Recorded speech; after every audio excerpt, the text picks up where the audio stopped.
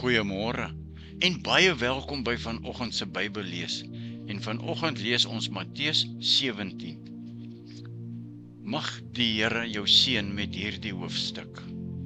Ek dink dit is een van die grootste hoofstukke wat Matteus geskryf het, want dit handel ook oor die verheerliking op die berg.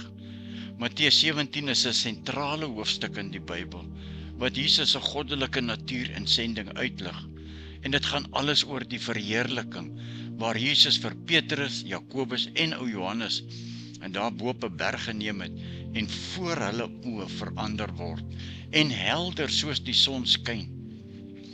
Moses en Elia verskyn en 'n stem uit die hemel verklaar Jesus as God se geliefde seun. Ek dink hierdie Petrus, Jakobus en Johannes het hulle boeglam geskrik met al die verwikkelinge wat hulle hier reg voor hulle oë sien afspeel. Ja, die hoofstuk beklemtoon ook Jesus se gesag oor demone, aangesien hy 'n seun genees het wat deur 'n demoon besete was, wat sy disippels nie kon genees het nie. En daarbenewens voorspel Jesus sy dood en opstanding en beklemtoon die belangrikheid van geloof en nederigheid. En die hoofstuk sluit af met Jesus wat die tempelbelasting betaal, wat sy Jesus se onderwerping aan die aardse owerhede demonstreer. Ja, dit is wat ons ook moet navolg, nee. Goed, eerste paar verse gaan oor die verheerliking op die berg. Vers 1, 6 dae later het Jesus vir Petrus en Jakobus en sy broer Johannes saamgeneem en hulle op 'n hoë berg gebring waar hulle alleen was. Daar het sy voorkoms voor hulle oë verander. Sy gesig het begin straal soos die son en sy klere het wit geword soos die lig. Skielik het Moses en Elia aan hulle verskyn en met Jesus gepraat. Toe sê Petrus vir Jesus: "Here, dit is goed dat ons hier is. As u wil sal ek hier 3 hutte bou, een vir u, een vir Moses en een vir Elia."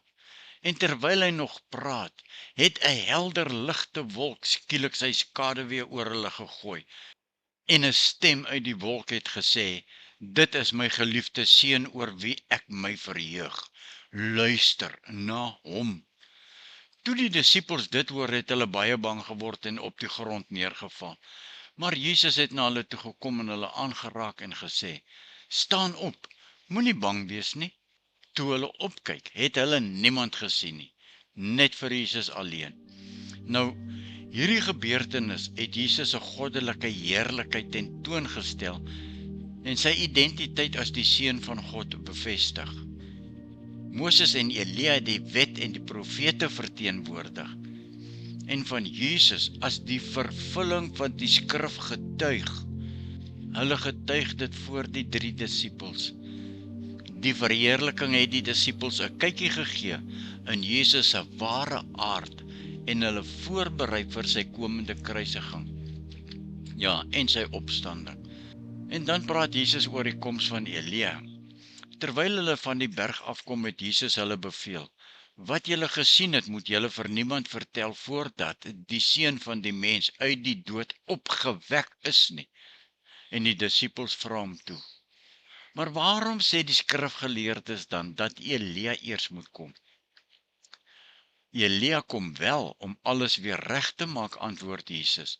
"Maar ek sê vir julle, Elia het al gekom, maar hulle het hom nie erken nie en met hom gemaak net wat hulle wou. So sal hulle ook die seun van die mens deur hulle mishandel word." Toe het die disippels verstaan dat hy met hulle van Johannes die Doper gepraat het. Ja, mens kan tereg vra as jy lees Elia se koms. Uit hulle vra van die disippels in hoofstuk 17, 10 tot 13, was dit duidelik dat hulle nie verstaan het wat Jesus hier bedoel het met die koms van Elia nie. Jesus het na Johannes die Doper verwys en nie na die Ou Testamentiese profeet Elia nie.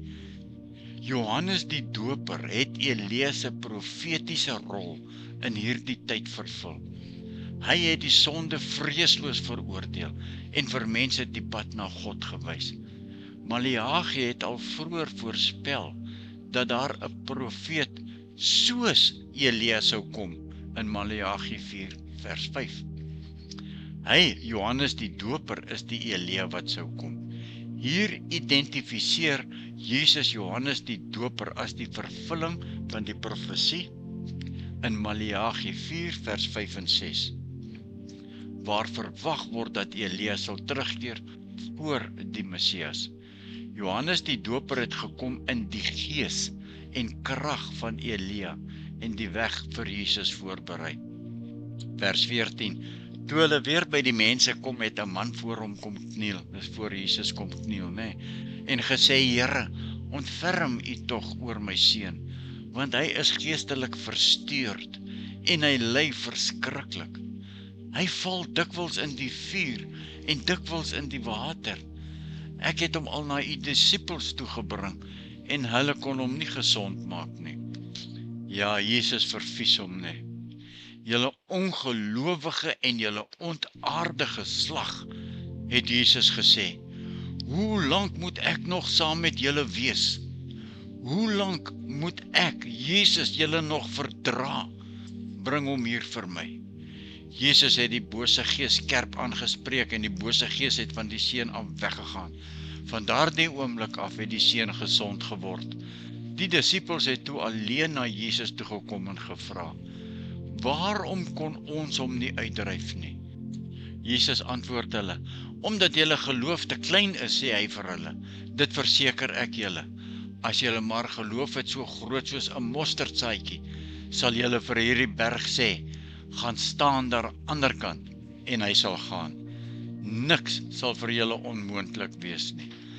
Vers 22, toe die disippels weer in Galilea bymekaar was, het Jesus vir hulle gesê, die seun van die mens gaan oorgelewer word in die hande van mense, en hulle sal hom doodmaak, en op die 3de dag sal hy uit die dood opgewek word. Hieroor het hulle baie bedroef geword. En dan kom Jesus en hy praat oor tempelbelasting. By hulle aankoms in Kapernaum, het die amptenare wat die tempelbelasting invorder na Petrus toe gegaan en gesê, wat van julle leermeester, betaal hy dan nie tempelbelasting nie? Ja, natuurlijk, antwoord hy. Toe hy in die huis kom, was Jesus hom voor met die vraag, Simon, hoe dink jy, van wie vorder die konings van die wêreld tol of belastings in? Van hulle seuns of van ander mense? En Petrus antwoord, van ander mense, sê Jesus vir hom. Dan is die seuns mos vrygestel. Vers 27 en ons sluit af met dit. Maar ons moenie hierdie mense aanstoot gee nie, Petrus.